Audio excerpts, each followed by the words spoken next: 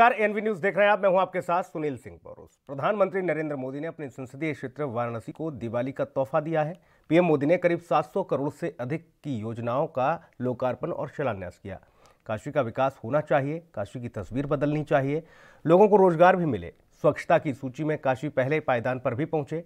प्रधानमंत्री ने काशी को क्योटो बनाने का जो वादा किया था वो भी पूरा हो, लेकिन सरकार पर सवाल सीधे तौर पर उठते हैं और विपक्ष पूछ रहा है कि काशी में कब आएगा राम राज्य। हालांकि जो योजनाओं की सौगात दी है प्रधानमंत्री ने, क्या कुछ वो योजनाएं रही हैं वो पहले सुन लेते हैं। बनारस के मेरे प्यारे भाई और बहनों, महादेव के आशीर्वाद से काशी कभी थमती नहीं है। मां गंगा की तरह निरंतर आगे बढ़ती रहती है। कोरोना के कठिन काल में भी काशी अपने इसी स्वरूप में आगे बढ़ती रही। कोरोना के खिलाफ बनारस ने जिस जीवटता से लड़ाई लड़ी है, इस मुश्किल समय में जिस सामाजिक एकजुटता का परिचय दिया है, वो सचमुच में बहुत ही प्रशंसनीय है। अब आज इसी कड़ी में बनारस के विकास से जुड़े हजारों करोड़ रुपए की परियोजनाओं का लोकार्पण और शिलान्यास हो रहा है। वैसे ये भी महादेव का आशीर्वाद ही है। जब भी काशी के लिए कुछ नए कार्यों की शुरुआत होती है, पुराने कई संकल्प सिद्ध तो पुराने कई संकल्प जो हैं वो सिद्ध हो जाते हैं और उन संकल्पों को हम पूरा करते हुए काशी को एक और नए संकल्प की ओर हम आगे बढ़ाते हैं। प्रधानमंत्री ये कह रहे हैं कि काशी की तस्वीर जो है वो बदल रही है, लेकिन फिर वही सवाल कि आखिरकार क्या वाकई में काशी की जनता को रोजगार मिला है? क्या काशी में राम राज्य है? क्या काशी की सड़कें स्वच्छ हैं? ये तमाम सारे विषय हैं जिनको लेकर विपक्ष घेराबंदी करता हुआ सरकार की नजर आता है। हालांकि प्रधानमंत्री ने इस कड़ी में एक कदम आगे बढ़ाते हुए 700 करोड़ से की ज़्यादा का तोहफा काशी की जनता को दिया है। लेकिन स्वच्छता की अगर बात की जाए तो स्वच्छता की सूची में भी काशी जो है पहले पायदान पर नहीं है। देश के 100 शहरों की जब सूची जारी होती है तो काशी का जो स्थान है वो काफ़ी पीछे चला जाता है।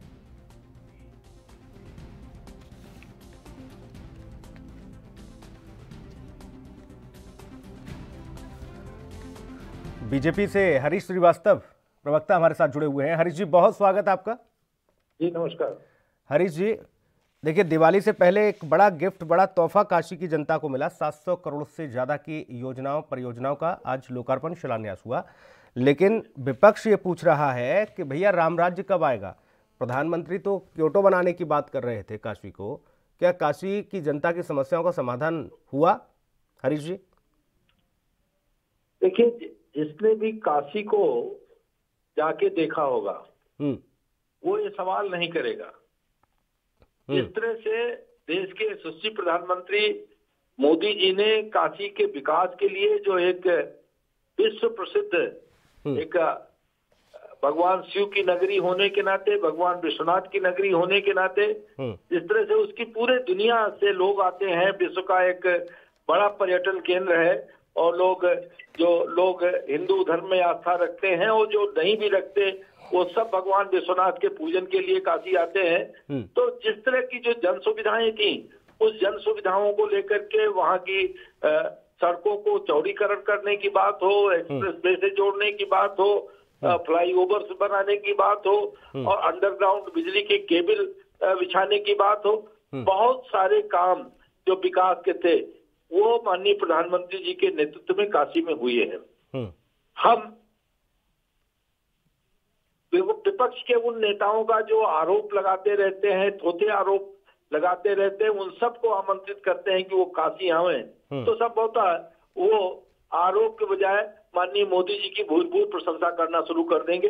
हम माननीय प्रधानमंत्री जी का अभिनंदन करते हैं कि काशी के विकास के लिए आज उन्होंने जिन परियोजनाओं लेकिन हरीश जी, आप कह रहे हैं कि काशी आकर देखना होगा विपक्ष को कि वहां कितना बदलाव आया, सब कुछ। स्वच्छता की सूची में काशी जो है, जब 100 शहरों की जब लिस्ट जारी होती है तो स्वच्छता की सूची में बहुत पीछे चला जाता है काशी।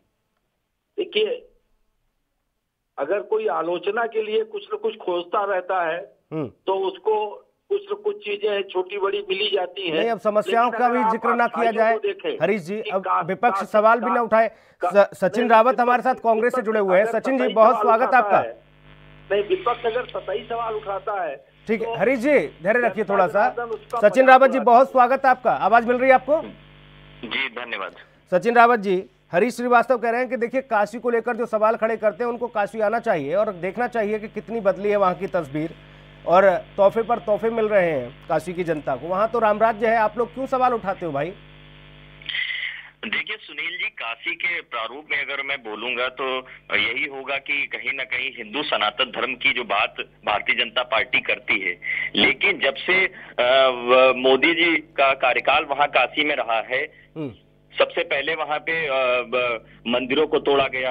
लगातार वहां पे जो कई वर्षों साल पुराने मंदिर थे उनको तोड़ा गया, और हमारे जो संत समाज थे वो उनसे लगातार नाराजगी जाहिर करते रहे कि आप कॉरिडोर बना रहे हैं, अच्छी बात है, लेकिन आप जो मंदिरों को जो ध्वस्त कर रहे हैं, ये कहीं ना कहीं हिंदू सनातन धर्म पे एक कुठाराघात है। मैं कहना चाहूंगा, जिस तरह से एक कूड़े का प्लांट रहा है वो है, मैं जैसे एयरपोर्ट, जो बनारस एयरपोर्ट के जस्ट बगल में कूड़े का प्लांट है, अभी तक 6 साल मोदी जी को हो गए, लेकिन अभी तक वो कूड़े का प्लांट नहीं खोला गया है।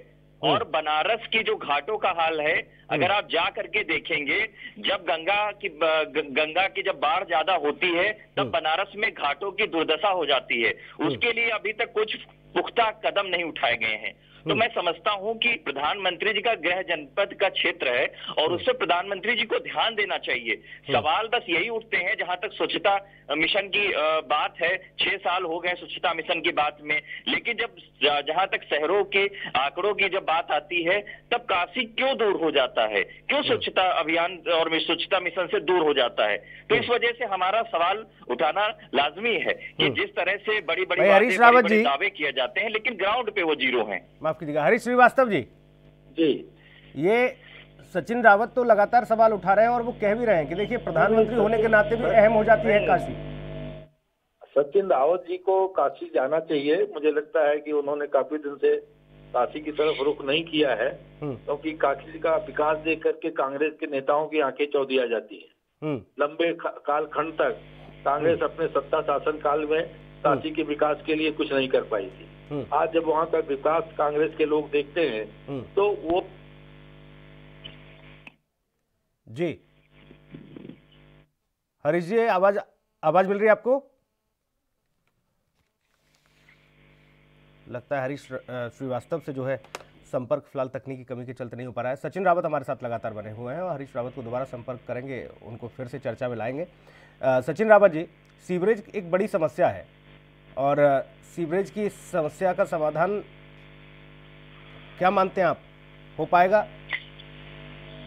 देखिए सुनील जी, मुझे लगता है कि जहां तक सीवेज की समस्या है पूरे बनारस में है, और जितने भी हमारे जो शहर हैं, जो मंडल स्तरीय पे आते हैं, जैसे मेरठ है, लखनऊ है और कानपुर है, जहां जहां पर भी है वहां पे इसकी समस्या लगातार होती जाती है, क्योंकि लगातार आबादी बढ़ती है और जहां तक जनसंख्या की जब दृष्टि होती है तो ये मामला सामने आता है। मैं एक और बात कहूंगा सुनील जी, जहां तक प्रधानमंत्री जी का गृह जनपद क्षेत्र है बनारस, और बनारस में जो बुनकर समाज है सबसे ज्यादा है, और उनका जो उद्योग व व्यापार जो है जीएसटी और नोटबंदी से तबाह हो गया है। हमारा बुनकर समाज के जितने भी नेता हैं वो लगातार हमारे आदरणीय प्रियंका गांधी जी से उन्होंने संपर्क किया, उन्होंने कहा है कि हमको उपेक्षित किया जा रहा है और हमारा जो जीएसटी लगने से हमारा उद्योग है वो खत्म हो चुका है। अभी तक बुनकर समाज के लोगों की समस्या क्यों नहीं दूर की गई, और वो लगातार उनका व्यापार पूर्णतः चौपट हो गया है। अगर हम हम किसी भी क्षेत्र के लोगों को उपेक्षित करेंगे तो कहीं ना कहीं हमारा ही समाज दूर होता जाएगा। आप बड़े बड़े वादे और बड़े बड़े योजनाओं का शिलान्यास तो कर सकते हैं, लेकिन जो छोटे छोटे जो उद्योग धंधे हैं जिससे लोगों का जीवन यापन होता है, उनको भी सुचारू व्यवस्था से चलाना चाहिए। जिस तरह से आप जनबल के साथ में आप सरकार में आए थे, तो मैं समझता था कि कहीं ना कहीं आपको फुल माइंडेड 324 सीटें दी गई, तो इसका मतलब है जनता को आपके प्रति कुछ ना कुछ सहानुभूति होगी, इसी वजह से आपको सत्ता में बैठाया।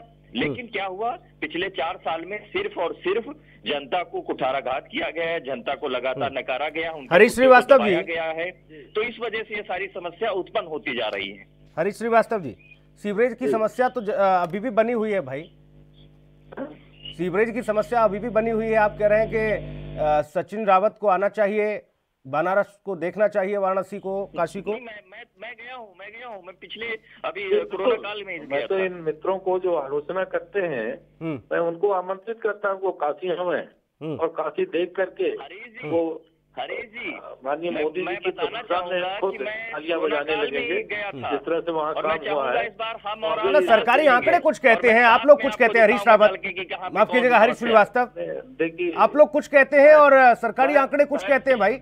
मैं जो कहता हूँ वही धरातली। ना धरातल पर कहाँ, अगर धरातल पर होता रहता हूँ तो टॉप 5 में भी नहीं है काशी का नाम, तो देश के स्वच्छता शहरों में वहाँ की धरातली हरीश श्रीवास्तव जी पूरी तरह से। और दूसरी चीज है, सचिन रावत जी कह रहे थे कि छोटे, वो मुझे लगता है कि अपडेट नहीं रहते। अभी थोड़े दिन पहले माननीय प्रधानमंत्री जी ने उत्तर प्रदेश के ठेले वाले, खुमचे वाले, इन सब लोगों को 10-10 हजार रुपए उनको दिया था। और काशी के भी लोग, वहाँ के जो ठेले और खुमचे लगाने वाले हैं, उनसे सीधे संवाद किए थे। आगरा के लोगों ने सीधे संवाद किया था, लखनऊ के लोगों ने सीधे संवाद किया था। ठीक है, वो प्रदेश भर के, देश भर के लोगों ने संवाद किया, देश के प्रधानमंत्री है। खुमचे वालों को ठीक है 10-10 हरीश जी, माननीय प्रधानमंत्री जी ने उनके, अरे भाई जो कोविड काल की, आप देखिए सवाल का जवाब नहीं दे रहे हैं हरीश रावत। माफ कीजिएगा, आपका नाम जो है वो सचिन रावत है और हरीश श्रीवास्तव है हमारे साथ। हरीश श्रीवास्तव जी, मुझे मेरे सवाल का तो जवाब दे दीजिए। जब ऐसा ही है तो देखिए, न तो टॉप 5 में आपका काशी स्वच्छता की सूची में, न टॉप 10 में है, न टॉप 20 में है भाई। मेरे मित्र जी, स्वच्छता जो है ये जन भागीदारी का विषय, पूरी दुनिया से लोग वहाँ पर्यटक आते हैं, पूरी दुनिया से, पूरे देश से लोग वहाँ पहुँचते हैं। हो सकता है कुछ लोगों की छोटी मोटी, सचिन रावत जी, ये तो जन भागीदारी का विषय है भाई, स्वच्छता। लेकिन ये हम सबका स्वच्छता जो है, हम सबका एक नागरिक का धर्म और कर्तव्य है। हम सब अपने धर्म और कर्तव्य के प्रति जागरूक रहेंगे तो स्वच्छता अभियान, स्वच्छता में भी काफी नंबर 1 पे होगा। सचिन जी, देखिए सुनील जी, मैं कहना चाहूंगा, जहां तक स्वच्छता मिशन की शुरुआत आपने सुना नहीं था, मैंने रावत जी को आमंत्रित किया था, आइए वहाँ स्वच्छता अभियान का हिस्सा बनिए। हमारे जितने भी समाज के, जितने भी तबके के लोग हैं, सब लोगों ने अपनी नौकरी छोड़ दी, अपना व्यापार चौपट हो गया। ना उनको बात रखने दीजिए हरीश जी, श्रीवास्तव जी धैर्य रखिए थोड़ा। जी सचिन रावत, सिर्फ और सिर्फ जो प्रधानमंत्री जी का कार्यकाल रहा है, आप इतनी बड़ी दावे और वादे कर लिया। कोरोना जैसे वैश्विक बीमारी में आप लोगों ने आपदा को अवसर में बदल दिया। आप लोग 10,000 रुपए का जो लोन दे रहे हैं, जो ऐसे समाज के लोग हैं जो अपना रेडी लगाते हैं, तो मैं समझता हूं कि उनके साथ आप मजाक कर रहे हैं। जब आप लोगों ने बिना अनियमित लॉकडाउन कर दिया, तब उनका व्यापार, तबका जो व्यापार था, जो ऐसा तबका था जिसका जीवन यापन सिर्फ और सिर्फ ऐसी चीजों से चलता था, उस पे सबसे ज्यादा चोट पहुंची है। और मैं समझता हूं कि बुनकर समाज की क्यों नहीं बात करते हैं आप। जो सबसे ज्यादा बनारस में बुनकर समाज रहता है, और वो जो दर्दोजी जो करते हैं, जो वहाँ के जो लघु उद्योग है, उनको आपने बंद करने का काम किया। तो मैं समझता हूं कि ये कहीं ना कहीं एक उनके साथ में मजाक है और छलावा है। और मैं कहता हूं कि जितनी भी योजनाओं को आप शिलान्यास कर लीजिए, कल रिजल्ट भाई, समस्याएं तो आज भी मुंह बांये खड़ी हैं। आप इस सवाल को नकार नहीं सकते, इससे पीछे नहीं हट सकते। सचिन रावत को मालूम नहीं है कि सबसे पहले बुनकरों के लिए स्टेट फैसिलिटेशन सेंटर माननीय मोदी जी ने बना के दिया लालपुर में, ताकि जो वहाँ के बुनकर भाई है उनका जो उत्पाद है उसको वैश्विक बाजार में कर रहे थे लखनऊ सबसे पहले उन्होंने उसको मुझे लगता है कि आपको दिख नहीं रहा था हरीश जी, सेंटर बनाया। और दूसरी बात जो आपके खिलाफ आंदोलन कर रहे हैं और कह रहे हैं गांधी जी ने उनसे वार्ता करके यही कहा है कि हमारी चीजों को दूर किया गया। सबका आगरा की जो महिला थी, मैं उस दिन सुन रहा था उसका लाइव, वो कह रही थी माननीय प्रधानमंत्री जी कोई हम ही नहीं हुई तो पूरी दुनिया लॉकडाउन से प्रभावित हुई है।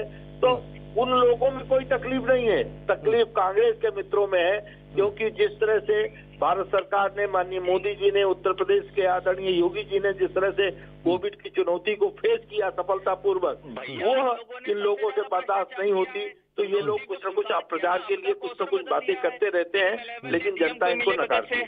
सैनिटाइजर, जो थर्मल स्कैनर मशीन और जितनी भी चीजें थी उसमें सबसे ज्यादा घोटाला कर किया है तो टीम 11 ने किया है। उत्तर प्रदेश में नहीं बनती थी, करोड़ों के नाम सामने आए हैं। जो सैनिटाइजर है वो कर रही है हरीश जी, मुझे बता दीजिए। बहस जो है दूसरी ट्रैक पर जा रही है। सचिन रावत, अभी तक हरीश श्रीवास्तव जी, देखिए न तो सैनिटाइजर की अभी बात हो रही, ना हो रही अरे तो बाकी चीजों आपके जो मैं कह रहा हूं कि मैं काशी की तस्वीर कितनी बदली है और कितनी नहीं बदली है और कितनी बदलने की क्षमता है, मैं उस पर बात कर रहा हूं। ये सीवरेज की समस्या आज भी जस की तस है। हरीश श्रीवास्तव जी, आप कहते हैं कि देखिए बहुत कुछ बदल गया है, बाकी मित्रों को आना चाहिए देखने के लिए।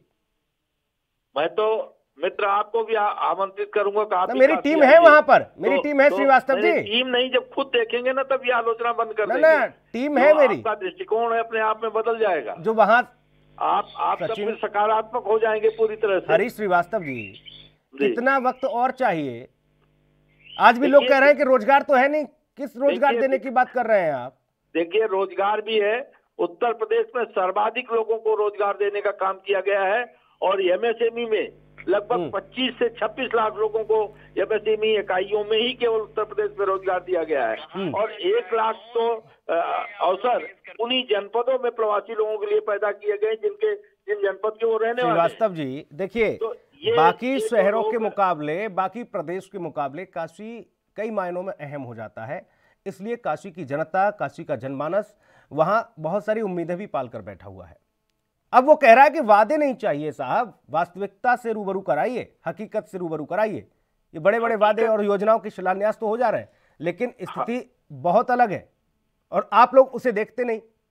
नहीं, ये आप लोग जो दूर से बहस कर रहे हैं वो नहीं देखते। काशी की जनता से बात कीजिए, वो भूर भूर प्रशंसा करती है सरकार के कामों की, मोदी जी के कामों की भूर भूर प्रशंसा करती है वहाँ के लोग। सचिन रावत जी, तो ये जो कंकाक्टेड बातें हैं, अब हरीश श्रीवास्तव कह रहे हैं कि देखिए दूर से बैठकर ये सब चीजें नहीं होती हैं, वहाँ की जनता तो तमाम सारी बातें कर रही है और प्रशंसा कर रही है, इसीलिए इतना बड़ा मैंडेट देती है। जनता प्रसन्न न होती तो मैंडेट हमको नहीं लोग कर रहे हैं। जो यही बात 19 चुनाव के पहले चिट्ठी लिखी जाती है सरकार के द्वारा, झूठे आंकड़े लिखे जाते हैं, उसको ये लोग सत्य करते रहते हैं। लेकिन जनता जो है अभी तक इनका कार्यकाल 4 साल का देख चुकी है और प्रधानमंत्री जी का 6 साल का कार्यकाल देख चुकी है। और मैं समझता हूँ कि जनता ही लगातार आंदोलित है, आंदोलन को मजबूर है, क्योंकि देखिए जनता से आप चुन करके आते हैं, लेकिन जनता के साथ आप छलावा करेंगे, मजाक करेंगे, तो इसका मतलब है कि आप आने वाले समय में ही अपने पैर पे कुल्हाड़ी मार रहे हैं। तो आने वाले समय में 1 साल के बाद चुनाव है और दूध का दूध, पानी का पानी हो जाएगा, क्योंकि जिस तरह से आपकी सरकार जो चल रही है, इस अहंकार में मैं तो यही समझता हूँ, योगी आदित्यनाथ जी को कौन सा अहंकार है। जब वो गोरखपुर में सांसद थे, तब वो जब उनके साथ में ऐसी चीज हुई, तब वो बेचारे सदन में रो रहे थे। तो मैं समझता हूं कि उनको वो दृश्य भी याद करने चाहिए कि जिस तरह से आप जनता से, जनमत से जुड़ करके चुन करके आए हैं, तो मैं समझता हूं कि उनकी जो भी जो जरूरतमंद चीजें हैं, जितनी भी योजनाएं हैं, जो अभी 700 करोड़ का तोहफा और मिला है, योजनाओं का जो लोकार्पण हुआ, जो प्रधानमंत्री ने दिवाली से पहले दिया है तोहफा, इसे कितना मानते हैं कि कितना ठीक और कितना जरूरी जनता के लिए? वहां सिर्फ वर्चुअल के माध्यम से ही चीजें, योजनाओं और इनका लोकार्पण हो जाएगा या फिर धरातल पर भी स्थिति कुछ दिखेगी? आप लोग क्या मानते हैं? देखिए सुनील जी, ये योजना बिल्कुल 15 लाख रुपए की तरीके है और 20 लाख करोड़ जो प्रधानमंत्री जी ने कोरोना जैसे काल में कहा था, ये बिल्कुल वैसा ही है। क्योंकि प्रधानमंत्री जी की बात पे अब कोई विश्वास नहीं करता है। लेकिन प्रधानमंत्री जी एक और चीज अच्छी करते हैं कि जहां जहां जाते हैं कि वहां की सरकार गिरवा के आते हैं। तो मैं समझता हूं कि अब प्रधानमंत्री जी का जो कलई है वो पूर्णतः खुल चुकी है और प्रधानमंत्री जी की सिर्फ और सिर्फ जो दावे और बातें हैं वो बिहार की जनता कल जो जनादेश आएगा उसमें दिखा देगी कि ये किस स्तर तक जाते हैं। जब बात होती है किसी भी पत्रकार को इंटरव्यू देने की, तब प्रधानमंत्री जी नहीं करते हैं, वरना ऐसे सवाल पूछ दिए जाए तो प्रधानमंत्री जी उसका जवाब नहीं दे पाए। मैं कहता हूं सुनील जी, अगर आप को समय मिले तो प्रधानमंत्री जी से एक इंटरव्यू करिएगा। प्रधानमंत्री जी से बस यही सवाल करिएगा कि जो नोटबंदी की थी उससे एक फायदा बता दे, जो जीएसटी लागू की उससे एक फायदा बताएं और 32 बार उसमें करेक्शन किया गया। जब एक योजना जो प्रधानमंत्री जी की ग्राउंड स्तर पे हरीश श्रीवास्तव, तो मैं समझूंगा कि उस योजना का जनता तारीफ करे। जी जी। विपक्ष तो देखिए सीधे तौर पर हमलावर है और ये कह रहा है कि अब तो जनता भी भरोसा नहीं करती है। कल तो बिहार भी बता देगा कि कितना जनता ने भरोसा किया है। और दूसरा के जो आपने पहले कह दिया कि 15 लाख सबके खाते में आएंगे, ये सारी व्यवस्था होंगी, ऐसे ही है ये सारी। सचिन रावत जी इसी तरह के आरोप 19 के चुनाव के पहले भी लगाते थे, 17 के चुनाव के पहले ही लगाते थे। लेकिन जनता ने ये बता दिया कि जो लोग भ्रामक बातें करते हैं, अपप्रचार करते हैं, उनको वो कहाँ खड़ा करती है। सचिन रावत जी को मालूम है कि कांग्रेस को जनता ने कितना स्थान दिया, ये इनके नेतृत्व को भी मालूम है, जो गलत बयानबाजी करते रहते हैं और अपने आप वो प्रमाण सहित लोगों के सामने आ जाता है सच। तो ये जो कहीं न कहीं कांग्रेस बहुत ही निराशा के सिंड्रोम से पीड़ित है। इस वजह से उनको हर तरफ निराशा ही निराशा नजर आती है और जो सकारात्मक विकास के कार्य हैं उसको भी वो नकारते हैं। मुझे लगता है कि कांग्रेस के लोगों को इस पे आत्मचिंतन करना चाहिए। तो इसका तो कई परिणाम आपको भी देखने को मिले श्रीवास्तव जी। बिहार का देखिए, बिहार का मैंडेट कल आ जाएगा, सुबह कल आ जाएगा, 12 बजे तक तस्वीर साफ हो जाएगी। मैंडेट आएगा, दूसरा राजस्थान आपके हाथ से गया, मध्य प्रदेश एक मर्तबा आपके हाथ से चला गया था, छत्तीसगढ़ छिन गया आपके हाथ से, उसका हम स्वागत करेंगे।